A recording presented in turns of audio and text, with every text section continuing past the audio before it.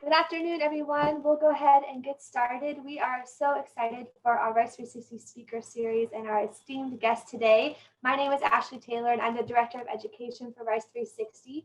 We are delighted to have join us today as we welcome Dr. Soumya Acharya to share about his work in global health technologies.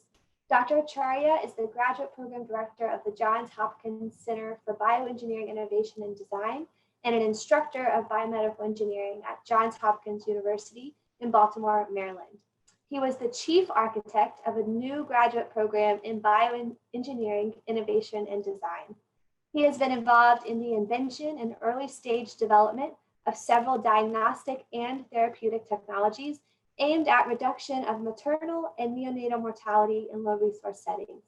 Several of these innovations have received funding from USAID and other agencies and are in preliminary field studies in South Asia and East Africa. We are very excited for this opportunity to learn more about Dr. Acharya's work, which spans both technologies and clinical expertise, and speaking to the breadth and depth of knowledge and expertise. Dr. Acharya, thank you so much for joining us today, and over to you. Thank you so much. It's a great honor and pleasure to to be speaking to you all today. I've been a big fan of the Rice360 program. In fact, when we started, I continue to learn so much from Drs. Mary Auden and Dr. Rebecca Richards-Cordom, and a lot of the things we do, how we do at our global health program is actually inspired by how you guys approach it as well. So I feel like I'm speaking to the choir. Normally in this type of talk, I talk about our process, I talk about best practices, etc. But instead today, what I thought I'd do is just share some stories, right? Share some stories of how we started some innovation journeys and how some of them translated to patient care, to public health implementation. And some battle scars, some lessons learned along the way. So the chat window is up. I can see the questions. Let's keep it interactive. If any of you have questions along the way, don't hold them till the end. Feel free to type them in. They'll pop right here on my second screen, and I can jump in and answer them. So I'm Soumya Acharya. Thanks for the kind introduction. I used to be a physician in my past life, but always wanted to be an engineer. I kind of was tinkering with electronics and medical devices and radio sets from middle school onwards. And finally, after med school, I decided, I really need to become an engineer. So, so long story short, fast forward several years, I've been the founding program director for the CIVIT Center for Bioengineering Innovation and Design program at Hopkins, and have the pleasure to really work with some really sharp, smart young minds to take a holistic approach towards solving some big problems related to healthcare globally. So just quickly, introduction to our center. We are a center within the biomedical engineering department, which is uniquely within the School of Medicine as well as School of Engineering. And we kind of have a dual mission. We run a master's degree program that's focused on developing the next generation of leaders in innovation. But at the same time, we're also very serious about our innovation mission, not just our educational mission. And so we hold ourselves to how well are our students and alumni doing in the world, as well as what technology is actually translated. So it's a dual mission, and we try to hold ourselves to that. Just a snapshot of some outcomes. This is the 11th year of CIVIT that's about to graduate, about 200 plus grad student alumni. Several startups, lots of student-driven funding and awards, etc., several patents, etc. I like this picture in the background. This is a picture taken by one of our students. This is in Nepal. And it's 4 of my students, graduate students, listening very intently, right, to something that this midwife is explaining to them. And really the innovation journey starts with this keen sense of listening, understanding, of empathizing. We truly believe in that, and there is no substitute for that. Like far too often we see tech push, like when you have an idea, let's build it, help people there. doesn't really work. So this picture really speaks to the sense of, empathy, listening, and understand respectful discourse that kicks off any of our innovation journeys. And like I said, you have to understand the context. And again, I'm speaking to students at Rice University. This is second nature to all of you, right? Issues of limited access, limited expertise. This is, this is a picture up in a remote district in Nepal, where I had the pleasure of attending like a training program for FCHVs, female community health volunteers. These are ladies from their villages up in the mountain district who, many of whom don't even have a middle school education, but they are kind of the last mile of the health system. They're providing antenatal services. I saw some of them attending childbirths, providing neonatal resuscitation. Imagine that, right? Infrastructure constraints, et cetera, right? So this is probably my last slide on general principles. So some of the general principles for our global health program. We target low and middle income countries where mortality and morbidity are high. And we really like to go for things that are more transformational versus incremental. They need to be evidence-based and must have potential for scale, potential for impact at scale. And of course, needs to be appropriately designed with all the stakeholders and settings in mind. So not just the patient and the provider, but the whole healthcare ecosystem, right? So how do we do that? There's so many perspectives that have to be taken care of, right? The clinical contexts, like issues related to the patient, to the family, to the community, to the health worker, to the doctor, to the nurse. Then there's implementation issues, like what's the policy ecosystem like? Who's going to pay for it? Is the government going to pay for it? Why would they want to pay for it, right? What's an appropriate business model? What's the role of donors there? And why would they be convinced that this is like an interesting innovation to back up? And then, of course, there's the design and engineering. A lot of you in the audience are probably engineers, designers. So, why not just put our head to the, to the ground and just build something, build advanced prototypes? But how much do you do that before you, interact again with stakeholders? So the model we follow at CIBIT is really philosophically a spiral innovation model. Spiral means it's iterative. It's iterative in that you, as an innovation team, you need to pay attention to the clinical and public health issues, the implementation issues, technical issues, and organizational as well as strategic issues, iteratively over and over again, with an appropriate level of depth. And the failure modes often happen when one of these quadrants is kind of ignored at the risk of others. So if you're a bunch of engineers, you want to maybe develop the technical design a lot before understanding the path to scale. Conversely, you don't want to spend too much time in any of these quadrants. So basically, this is philosophically the approach, which is based on iteratively, mitigating risk in each of these quadrants and doing activities that help the project move forward in an appropriately calibrated way. So I'm going to switch gears now to some examples. That was that about generalities. So here's a project that we did starting in 2013, I believe, 2013. And this is related to anemia. A lot of you might know anemia, lack of hemoglobin in the blood. Maternal anemia contributes to enormous amount of maternal mortality as well as morbidity. Governments globally in every low middle income country have national policies that are trying to address it. It's a vexing issue, and the level of severity of anemia requires different types of interventions. Typically you might have heard that oral iron supplementation is a mainstay of anemia prevention management in pregnancy. But more radical interventions are sometimes needed. If you have severe anemia later in pregnancy, you might need a blood transfusion or intravenous iron, for example, in extreme cases. The problem is the treatment is not complicated. Management is not complicated. It's the timely diagnosis and the timely counseling of clients that is complicated, because antenatal screening coverage is poor in many, many rural areas.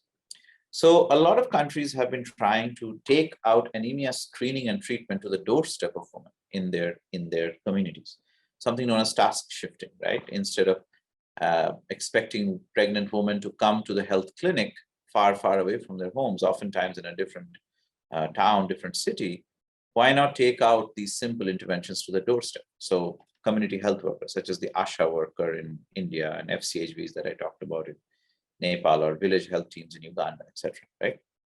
But one of the challenges we faced was that the diagnostic tools are not appropriate. A drop of blood is not really appropriate for this setting. So, long story short, let me just start. Back in 2012, 2013, one of the conceptual ideas that a group of our students came up with in interacting with this problem was, could we not do this non-invasive? And we were not the first to think about it. So conceptually, it would be like a non-invasive sensor that would use certain wavelengths of near-infrared, infrared light, and somehow leverage the computational power present in the cell phones. And if you notice, this is not a smartphone, the cell phones that the community health workers already have, and be able to infer the hemoglobin level with certain degree of accuracy, right? And concurrently, at the same time, we thought, well, what if we could centrally report this and geocode it and have kind of a Google map of anemia prevalence? And every case of anemia would literally show up as a red flag. Every case of severe anemia would literally show up as a red flag. So now the health systems would have an opportunity to follow up on those women who are at the highest risk. So a health administrator could call up the community health worker from whose cell phone that reading kind of originated, and could say, hey, I noticed that 3 days ago you detected a woman with severe anemia, hemoglobin of 6 in your village. Did you make sure that she came to the district hospital for a blood transfusion? That could be transformational. So if you notice, there's multiple things going on here, right? There's the actual technology, there's the algorithm that's going to do it, the sensor, and then there's a back-end dashboard, right? So fast forward, next generation, after some iterating, this was our Gen 2 prototype. Using this prototype, we actually conducted clinical studies in some remote parts of India, in Sundarbans and other places. And we collected data from about 1,500 or 1,000 women, and the results were a spectacular failure. So it did not work. We got terrible, terrible regression results. And the project almost was in this valley of death. And, some of us on the team were stubborn. So you sometimes have to, innovators have to be stubborn also sometimes. And we realized that part of the reason is that we had the sensor design was not appropriate. In other words, all the light needed to emerge from a single point, and we were using 4 separate LEDs. So the next generation prototype that was designed with an industrial partner used a waveguide that had a point source of near-infrared, multiple wavelengths of near-infrared light. And with that, this is the picture of the prototype. With that, we conducted a clinical study in about 1,400 pregnant women in antenatal clinics in India. And we got pretty good regression curves. And fast forward a year or two, this was actually published. You can read more about the algorithms and the hardware. It was on the cover of IEEE Journal of Biomedical Health Informatics. And 2 of the patents were licensed by Bosch India. And they actually did a market launch. Before they did the market launch, they gave me, so I don't know if you can see, this is one of the industrialized prototypes of the same device that you saw. Like you put your finger in here and you press the button and it gives you a hemoglobin level. And this was kind of launched by Bosch in January of this year. It actually won an award at CES, and it's now available in the Indian market, and their plan is to basically implement this in Africa as well. The lesson here was that this is one of those examples where the technical problem was really hard. We had to develop interesting combination of machine learning algorithm based approach to crack the problem, and then also pay careful attention to what the policymakers say. So you remember this feature of this Google map, automated surveillance, as well as individuated measurements. Whenever we spoke to Ministry of Health people, they were really excited about this centralized reporting dashboarding feature, because up until now, they really do not have a good way of following up on highest risk patients in their community. So that was this was a feature that was almost an afterthought for us, became one of the main drivers for adoption. Anyway, so switching gears, this was an example of a technology, the one that I just talked about. It's an example of a technology that that is enabling a wider intervention. That intervention is called task shifting, right? Take out anemia screening through the hands of community health workers to the doorstep of women. That's the goal of this technology.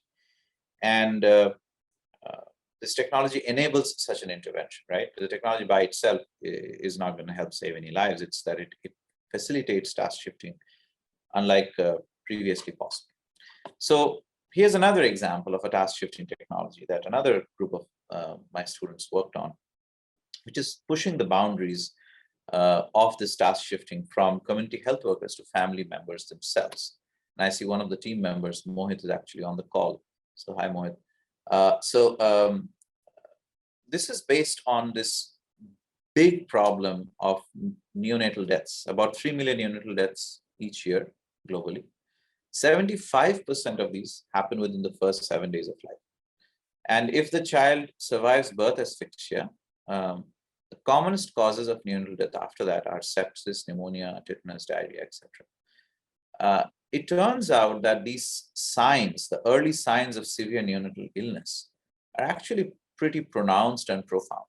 And they have been kind of simplified into these 7 danger signs by WHO over the years. Is the child having difficulty feeding? Does he or she have convulsions? Is their chest indrawing? Are they listless or moving only when stimulated? These are the qualitative danger signs. And then you have quantitative danger signs, such as, is the respiratory rate above a certain threshold? Is the temperature above or below a certain threshold? Hypothermia or hypothermia, right? So if there was a neonatologist present in every home in Africa, then, theoretically, these danger signs could be assessed very accurately. But that's obviously not the case, right? So governments, for example, in Uganda, as in many countries, in low-middle income countries, have tried to task shift the assessment of these danger signs to community health workers, to the point where in a country like Uganda, the recommendation is that a community health worker will actually visit the home of every new mother, of every new child during the first 7 days of life on 3 days to assess the presence or absence of these danger signs. And if they are, then they will be brought back or referred to a hospital for further care. In practice, really, that seldom happens. As we were investigating this problem, that seldom happens. So our intervention hypothesis was that could we task shift through some simple technology? Could we somehow task shift this to mothers themselves? Because they are right there next to their babies all the time. They're probably the most motivated to do this assessment, right? So fast forward, this is kind of one of the Gates Foundation Grand Challenge funded projects, which is conceptually, this is a band that measures respiratory rate and temperature and leverages a cell phone to help mothers walk them through the process of assessing these qualitative danger signs, right? And we had an appropriate business model along with it to go for it, which did not obviously assume that every mother has a cell phone, but the fact that it could be a rental model where the community health worker rents it out, etc., etc.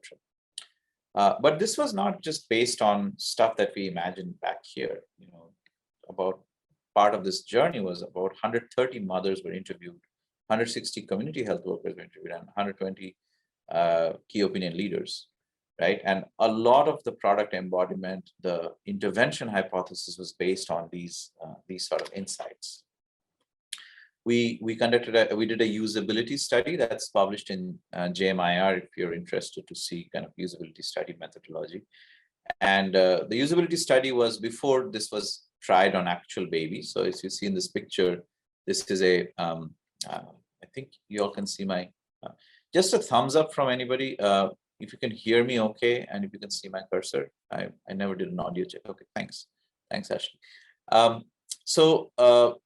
We actually conducted a usability study with 2 different versions of the app as well as the hardware, as well as, and you can read the paper for more details if you want. But bottom line is that most of our untrained users, irrespective of smartphone experience or no smartphone experience, were able to handle this technology fairly easily and straightforward. We also did something called a willingness to pay to kind of assess what is an appropriate rental price point that might make this sustainable. Subsequently, we did an acceptability study where the actual technology was used. Mothers were recruited on the day of birth at the Uganda District Hospital, and these devices were given to them, and they were trained a little bit on it, and it followed the mothers and the babies into their homes in their rural homes, and they used it without supervision on their neonates for the first 7 days, multiple times, right? And we kind of, at a high level, we realized that this was, very, very much easy to use, acceptable. But what was really heartening, and this is obviously not a large-scale clinical trial, this is just a very small pilot study.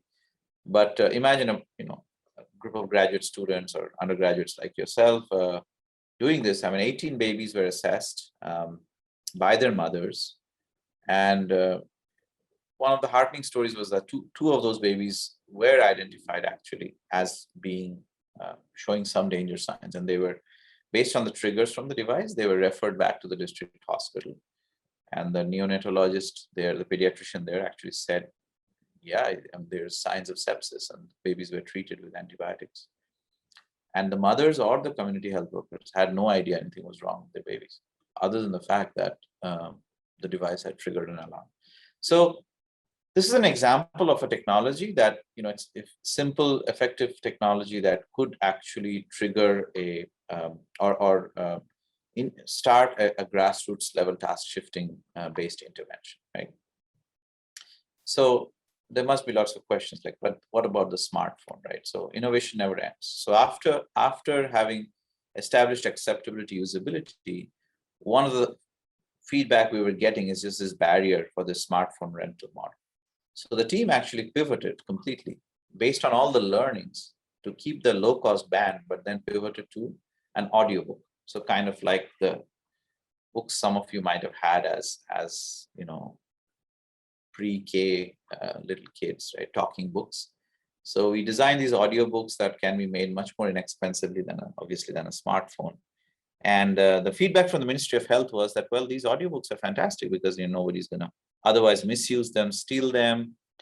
And you can have a lot of other messaging, such as vaccination reminders and growth charts, et cetera, et cetera. So that's a pivot that happened. So, here's some of the random things that we learned from doing this. Like, main thing is don't fall in love with your technology or with your design, but fall in love with the problem that you're trying to solve. And there's constantly going to be change as you learn from your stakeholders, right? I want to move on to another example that I'm really proud of. This is related to a completely different problem, cervical cancer. So cervical cancer is one of those cancers which has a long, fortunately, a long precancerous stage that is easily detected, and which is part of the reason why in the West, very few women actually die of cervical cancer because of routine pap smears and etc. So if you have developed precancerous lesions, you usually, as part of your routine screening above a certain age, get detected and you get very safely treated, right?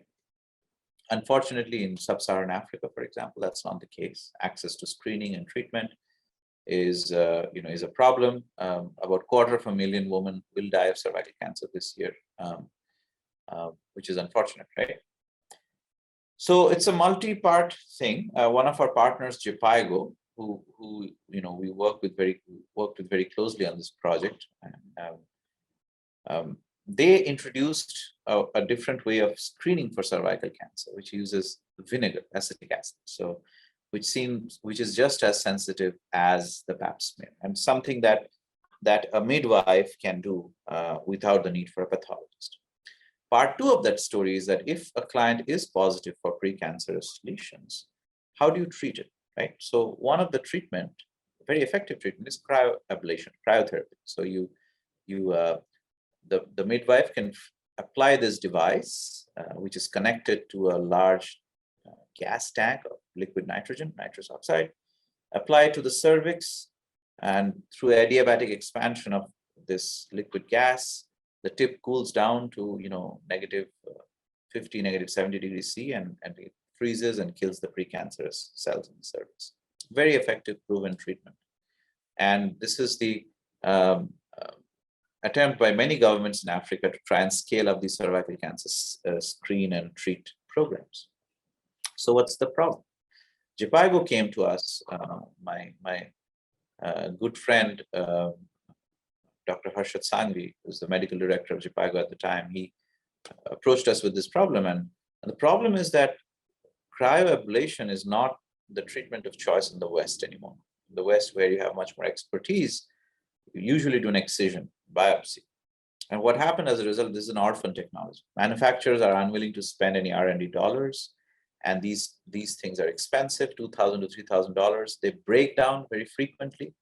Liquid nitrogen is not widely available in Africa, but liquid carbon dioxide is available. And guess why? Any guesses why? I love to see on the chat window if anybody would like to guess. Like, why is liquid nitrogen, medical grade liquid nitrogen, so rare? Which is probably obvious because they don't have the supply chain. But liquid carbon dioxide is actually fairly widely available in Africa. So if you have any thoughts, put them in the chat. So these programs were not scaling up. So our team came up with a very interesting solution, which is based on, so since I don't see any answers, I'll give it to you, give it away. Liquid carbon dioxide is actually used in all these Coca-Cola and Pepsi factories for making soda. So every province in Africa seems to have a Coca-Cola factory. And so a lot of the cervical cancer programs were actually sourcing their tanks from the local, soda factory. And this is obviously has more particulate matter and the devices clog up. So the design that our students came up with is really elegant, which is based on the realization that if you expand liquid carbon dioxide in a closed chamber, a big part of it actually sublimates into solid carbon dioxide, known as dry ice, right? And dry ice, as you know, has a freeze profile that is like really, really, really low temperature. And so what they created was a device called CryoPop, popsicle made of dry ice. So instead of all that complicated tubes and everything, they would have this, simple plastic device. This prototype was made of nylon. And you plug it into the tank, twist on the adapter, turn this on, and within a minute, you get this popsicle of dry ice. And then you put on the cap and you apply that just as you will to the cervix of the client. And it turns out this CryoPop is actually better in its freeze profile than the existing cryotherapy equipment. The team did a lot of studies on goat cervixes. The histopathology and everything was really, really fantastic. But the best part, and of course, this device is about $30, $40 to manufacture because it's just injection molded plastic, as opposed to that complicated previous device that you saw, which has a lot of moving parts, valves, etc., right? But the best part, which we had not anticipated, was that this method of cooling is actually 15 times more energy efficient than cooling based on expansion of gases. What that means is that same tank of gas, that same $400 tank of gas, which could previously treat only 10 patients, can now treat 150 patients. So the cost per patient came down dramatically. And furthermore, there's the possibility that now you can have a midwife in a backpack model. Instead of lugging this 50-pound tank of carbon dioxide, you can now have the smaller portable tanks that could still serve 5 to 10 patients in a cervical cancer seek and treat camp. So this was a really fantastic innovation.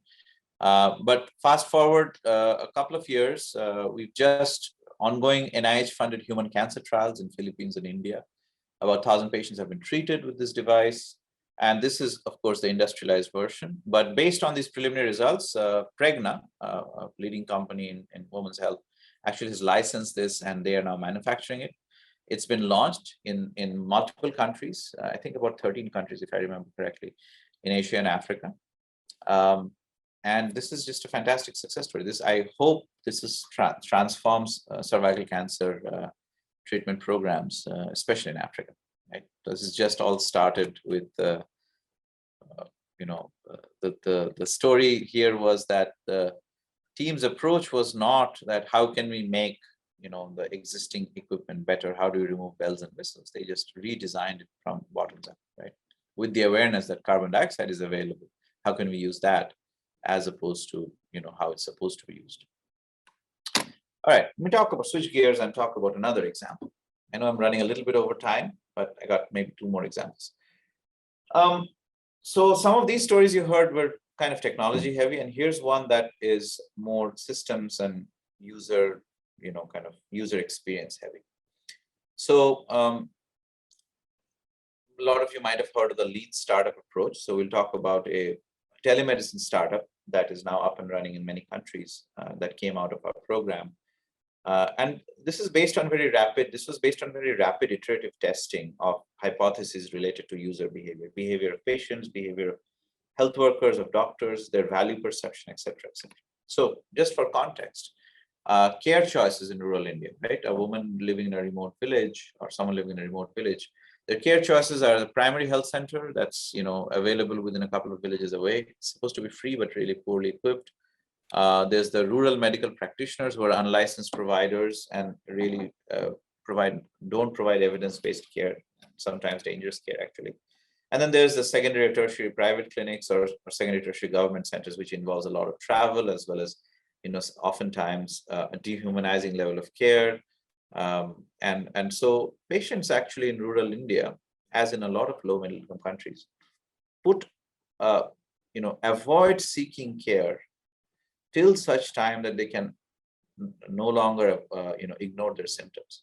So, the old saying, stitch in time saves 9, that kind of doesn't hold true when you have a healthcare problem, nagging healthcare problem in a rural part of the world. So our hypothesis was that, okay, and so this is just disclosure, I am one of the co-founders of IntelliHealth, which is a tech nonprofit that we started, some of the original students on the team.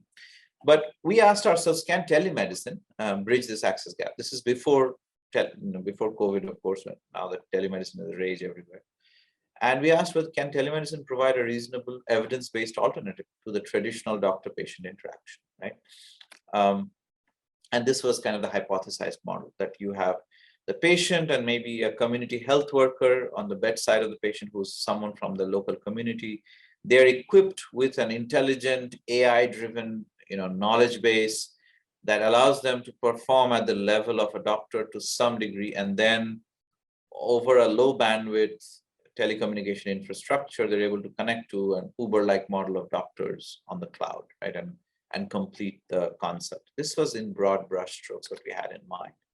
And to power this, the team actually very early on designed a preliminary version of, and this is one of the conference proceedings, of an adaptive, software, expert system-based software, rules-based software, which allows a community health worker to adaptively ask questions based on your presenting symptoms. So, in med school, your training and your knowledge of pathophysiology and everything is how your doctor kind of asks you questions. If you're a 65-year-old man presenting with chest pain versus an 11-year-old girl presenting with chest pain, very different initial hypothesis that the doctor has in their mind, right? And so the next question you asked is based on that. In one case, you're probably thinking coronary artery disease. Another one, you're probably thinking doesn't want to do homework, right? So you kind of ask your questions a little differently.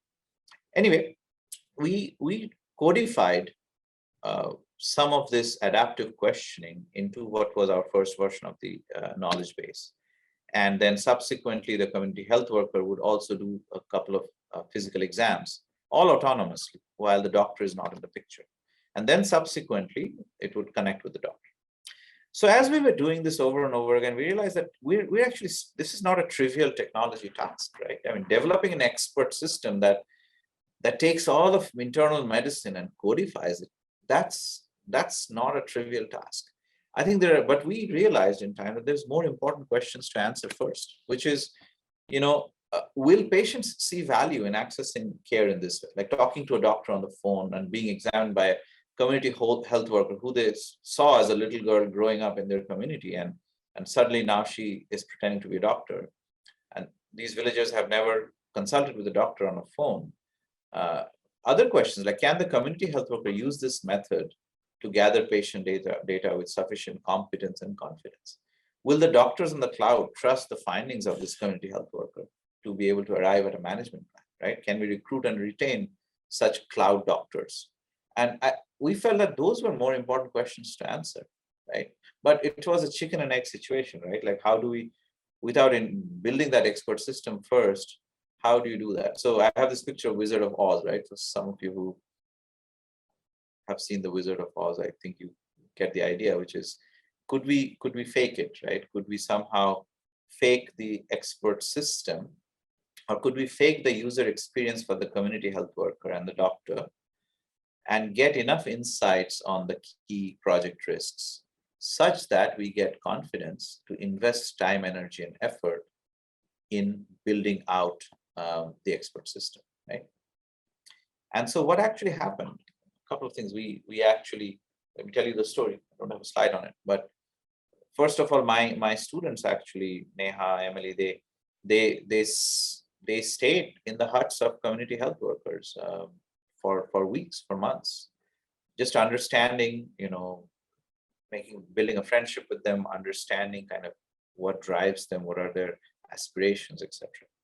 And then the health clinics that were running there by our partner, we kind of created this fake expert system where we had a headset in the CHW's ear, and a doctor actually would stand as a fly in the wall and look at the patient CHW interaction and prompt the CHW to ask the next question, right? And this would be the substitute for if the CHW actually had a expert system software. So without building out that software, we had an actual human expert who pretended to be the software, kind of like Wizard of Oz, right? And then we had the actual cloud doctors, the so-called cloud doctors, in the next room in another hut, and they were then subsequently consulting the patient over the phone. And we learned so much from those few days of observing, like how patients perceive value, what are some of the things that the community health worker can do, cannot do, what are some of the things the doctor would like to see more. And that, fast forward that, this led to a fairly detailed expert system that we ended up developing, lots of iterations on the UI UX. And this is now published it's in a preprint under review in JMIR. And this is welcome to visit the website of this nonprofit that my students and I started, and learn more about how all of this learning has actually been subsumed into this digital platform called IU, which is the expert system that powers this community health worker patient interaction. We are now deployed in several geographies, including in tribal parts of Odisha, in delivering antenatal care in Philippines.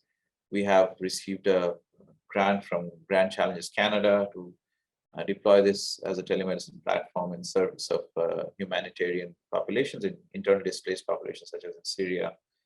And we were recently named by the World Economic Forum as one of the top 15 innovative startups making an impact on the COVID-19 pandemic.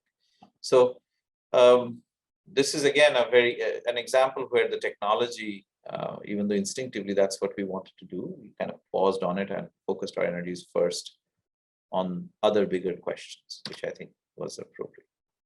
And I'll use this probably as the last example. I have a few more, but I don't think we have time. Again, reminder, if you have questions, feel free to type them into the chat window and I can answer them on the fly. Yeah. This is a project we did at the height of the Zika epidemic, which was related to mosquito-borne diseases. You know, mosquitoes are the world's deadliest animal, responsible for about 500,000 deaths annually, right? Any guesses what's the world's second deadliest animal? Love to see some answers there. Mosquitoes are the deadliest animal, 500,000 deaths, and lots of diseases like malaria, dengue, Zika, yellow fever. You've heard all these names. It turns out, good guess. Spiders, hippos. Hippos are actually on the top 10 list, by the way. Carries spiders, no, doesn't make it to the top 10 list. Hippos are actually the third or fourth deadliest animal. Snakes are there on the top 10 list, but I think they're the 10th or the 9th. Well, I'll reveal it. The second most deadliest animal are humans. Homicides, war, and they are, much less than mosquitoes, but unfortunately, the second most deadliest animals are humans. Nothing to laugh at, but that's how it is. And lions and tigers don't even make the cut. Sharks are just a couple of hundred. So anyway, coming back to the story, one of the things is different types of mosquitoes carry different diseases. Even within, let's say, malaria-carrying mosquitoes, there's, like some of you might know, Anopheles is the mosquito that, Anopheles genus is mosquito type that carries malaria. There's a lot of species within Anopheles, and several of which can carry malaria, but they behave differently. They have different flight times, they have different insecticide resistance profiles. Some, you see here, this is indoor residual spraying that's going on. Some types of Anopheles prefer to sit indoors. There are certain types of Anopheles that actually fly outdoors. They don't normally rest indoors. So this is probably giving you an idea that having precise knowledge of the type of mosquito that is the prevalent species in that area is very, very important. Because otherwise, your intervention, what you're spraying, what type of breeding site control you're doing. For example, Zika, Aedes aegypti versus Aedes albopictus have very different breeding habits. Time of flight is different. So if some mosquitoes fly in the evening, some fly in the morning, and you have to spray them in the maximum time of flight. So public health programs in every municipal district, right? They try to assess the mosquito species density by laying out traps. These are devices, pretty cool. This is an example of a trap. It's like bucket-like things with water or carbon dioxide or something, which fools mosquitoes to come in for either to lay eggs or to try and have a warm-blooded meal. And they're designed in such a way that once the mosquitoes come in, they can't get out. It's like Hotel California. You can check out anytime you want, but you can never leave. So these traps are laid out in a grid pattern throughout the district, and then health workers, municipal health workers or municipal workers visit these traps once in a while, once every week, 2 weeks, 3 weeks, 4 weeks, even in some places because of bandwidth issues.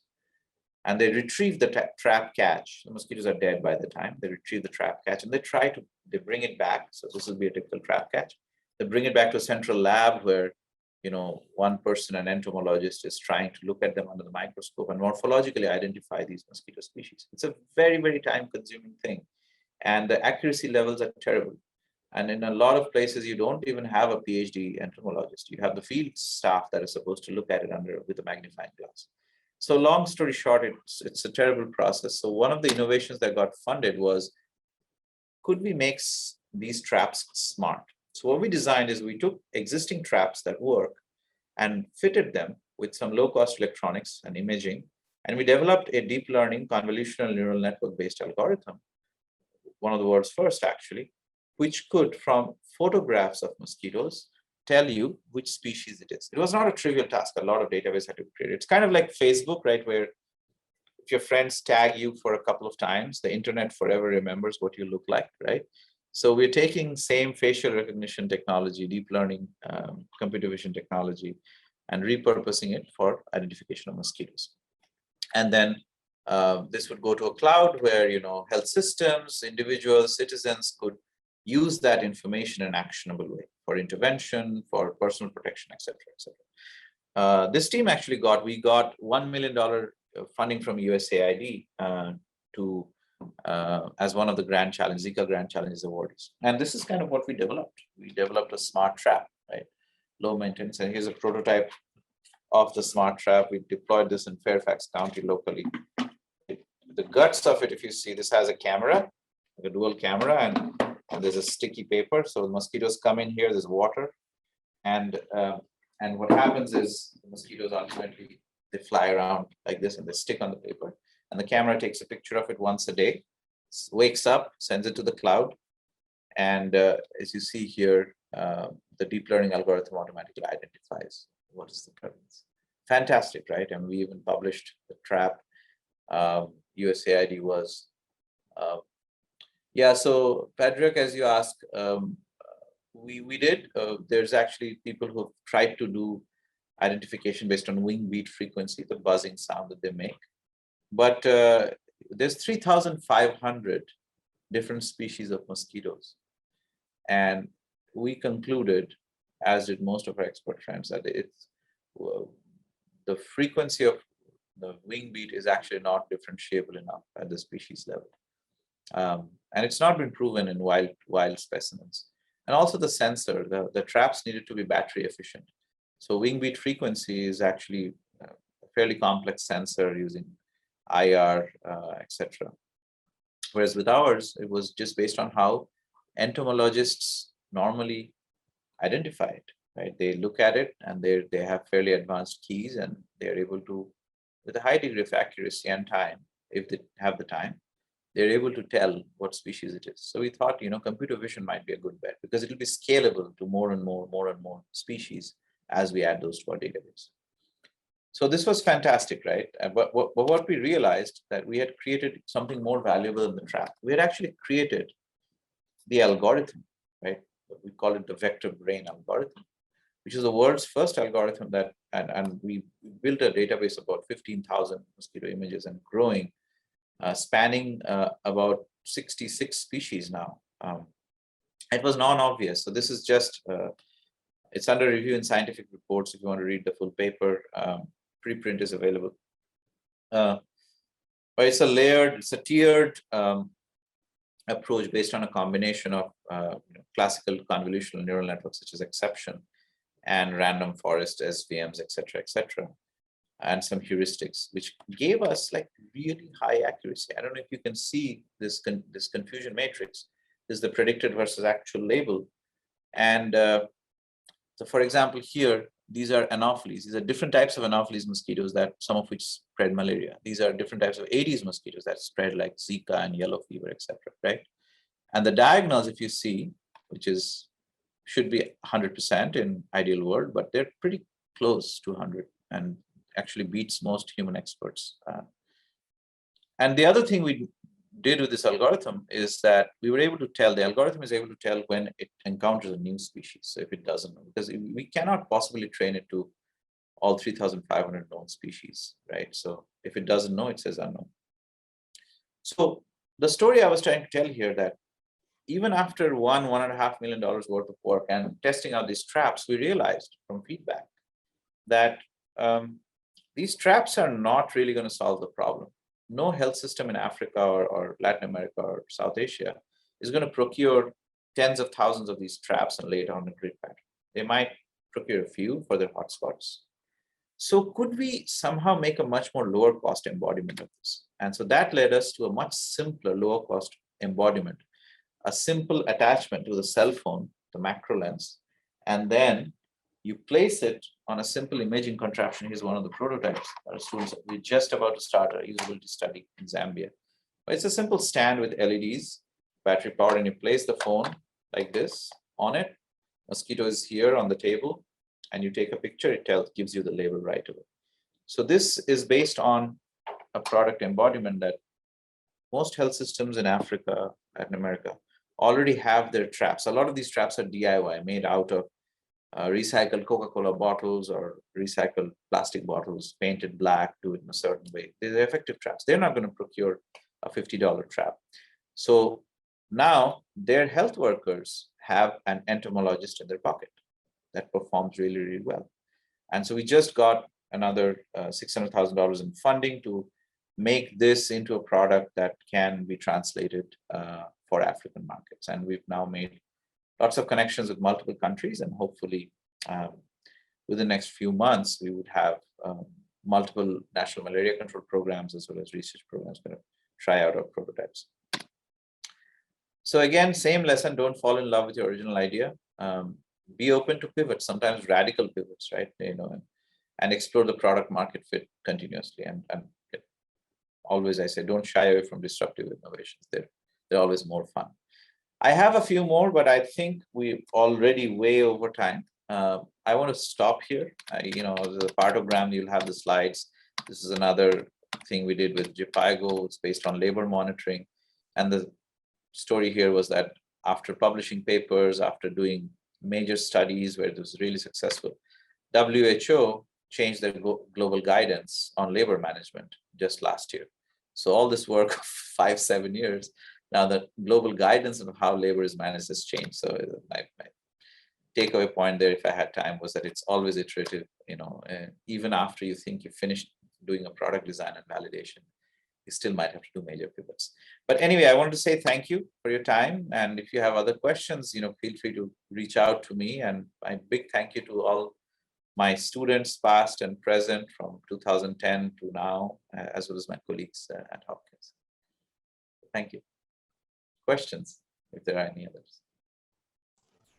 Thank you so much, Dr. Acharya. And I think we have a few minutes for questions. So we'd love to put some questions in the chat. So many amazing insights shared. And so I'm sure there'll be some questions. Also, feel free to unmute yourself, raise your hand if you'd like to ask a question. But while we're waiting for questions to appear in the chat, I would love to start with a question that I think is very timely for this time in this semester. In many of our global health technologies design-based courses, we are now in prototyping and testing and sort of refinement mode. And you mentioned with your work with maternal anemia, you said, I think the phrase spectacular failure, when sort of you test something and the results do not turn out as you think that they would have. And so what is your advice to students when they encounter spectacular failure? How do you work through that to, again, work towards impact in global health?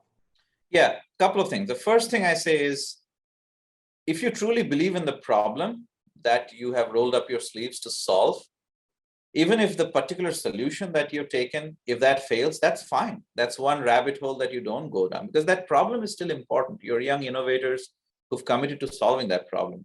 So keep pushing that. And as innovator, it's fine to go down a rabbit hole and realize, oops, and let that be public so that other innovators who are following you don't go down that rabbit hole again, right? That's number one. Number two, as engineers, take a look. Maybe that solution approach that you're taking is actually good. Maybe there's some little engineering thing that you just need to persevere. There's a fine balance between being headstrong and perseverance, right?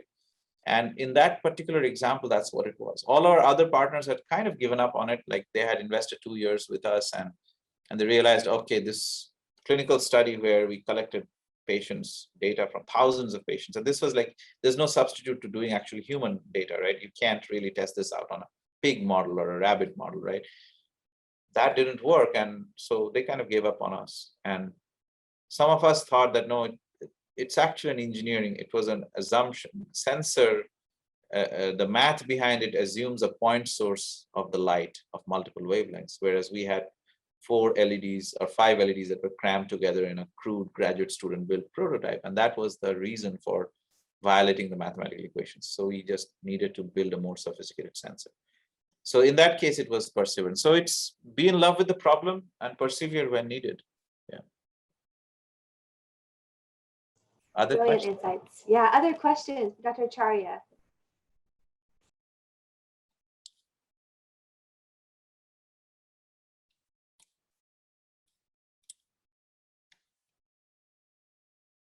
All right, I have people speechless. Quick question. This was a wonderful talk. Thank you so very much. I was curious about your anemia diagnostic. As you're moving it to Africa, what challenges do you have with different skin pigmentation? Yeah, we'll see. But I think we selected the NIR and IR frequencies in a way that it would kind of be, that would not be a problem. Secondly, our clinical studies, actually, that the validation studies that were done in a population that really had varying degrees of skin pigmentation. So southern India we have, as well as northern India. So there's really varying degrees of skin pigmentation, and we think it, and it's based on machine learning. So we believe it has learned to see through the melanin content in the skin. But truthfully, only large-scale clinical trials will probably show how robust it is. But the fact that a major engineering company like Bosch has evaluated it themselves and they've launched it gives me some confidence that you know, they at least feel that this will work across varying skin pigmentation levels. I think we have time for one more question, either in the chat or maybe one brave volunteer would like to share a question on your video.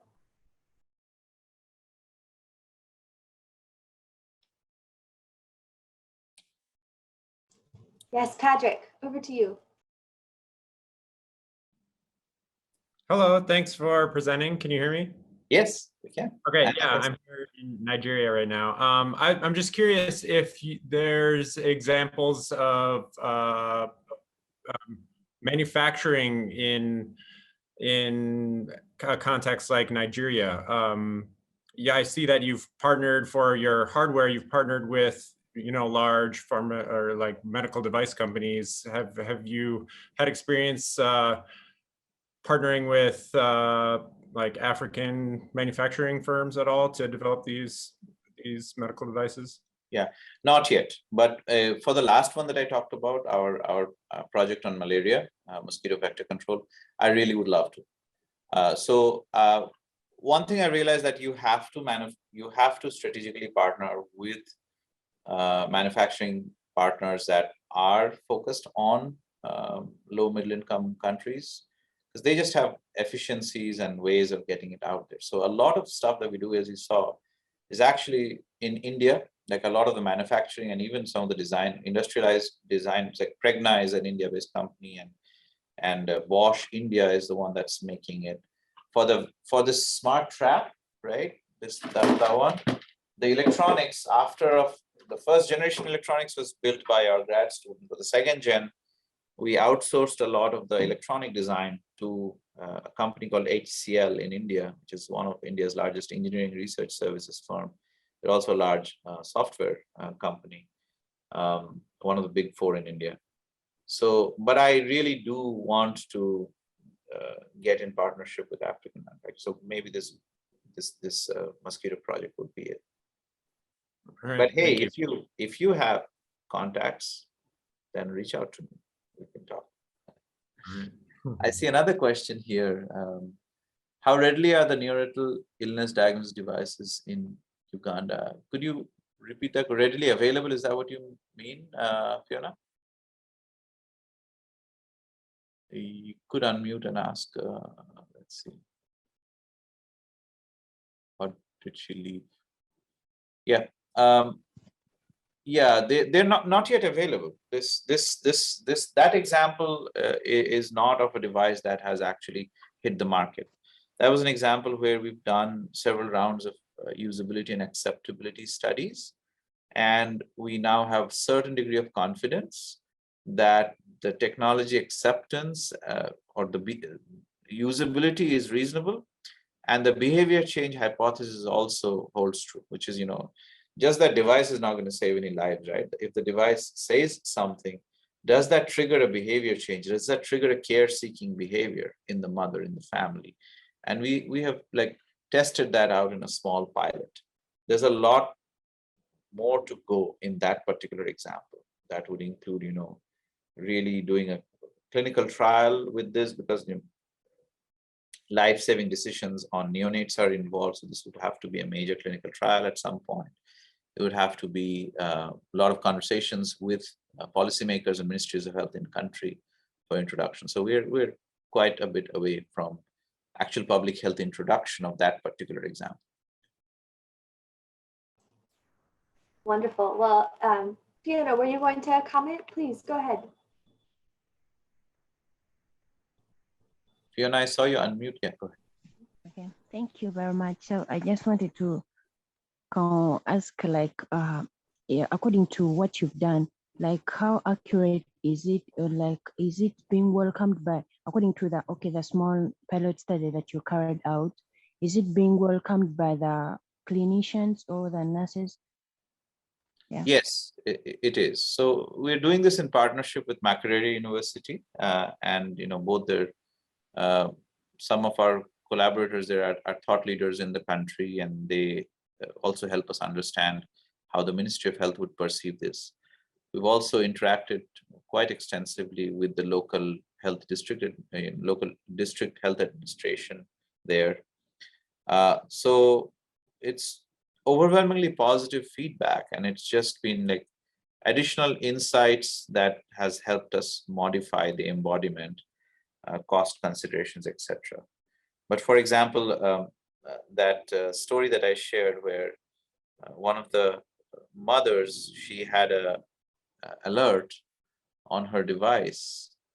And so the guidance for the study was, if that happens, don't directly go to the hospital, contact your local community health worker. So once they contacted the community health worker, the CHW and the mother came to the Uganda district hospital, at which point the pediatrician evaluated and said, oh, I'm glad you brought the child here, is showing signs of sepsis, early signs of sepsis.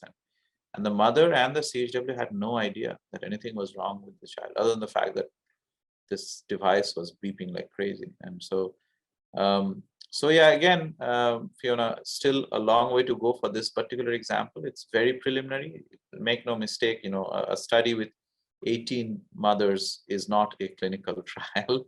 It is just a very, very small pilot to get some sense of acceptability and behavior change, and it gives us confidence to go along that direction.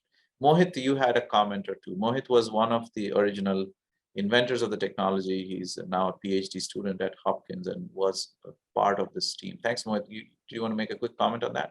Yeah, Fiona, I just wanted to mention, like, even you have to realize, even the ministers of health, they're in the same healthcare industry, right? So like I have taken interviews where the Minister of Health told us that he had lost his own neonate and how painful that experience was, and why, and that in itself is like their buy-in to the technology. So we also have to remember that, like, it's pretty uniform the problem across different levels of the system. So that's another reason why we have some buy-in from the local ministers.